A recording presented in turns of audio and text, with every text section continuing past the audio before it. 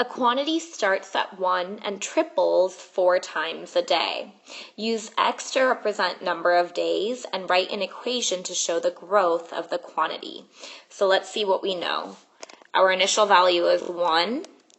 That's A, is going to be 1. And it grows by tripling 4 times a day. So our base is going to be 3 because we're tripling. We're growing by 3 times of the original size, and it happens 4 times in a day.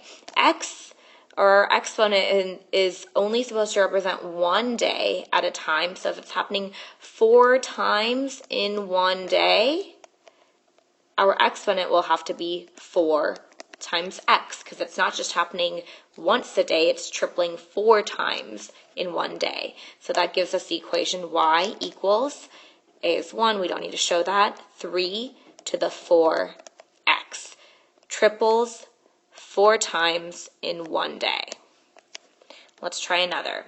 A quantity starts at 4 and exponentially halves itself every 2 weeks. If x represents the number of weeks gone by, how can you represent the quantity in an equation? Again, we've got y equals a times b to the x. Our initial value is 4. It's halving itself, so our base is going to be 1/2. And this happens every 2 weeks. X represents 1 week.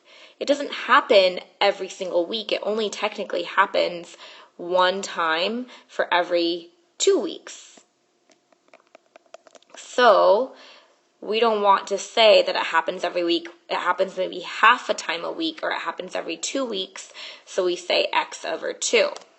So our equation turns into y equals 4 times 1/2 to the x over 2. So an initial amount of 4 halves itself, not 1 week at a time, but every 2 weeks. There happens half of it happens in 1 week.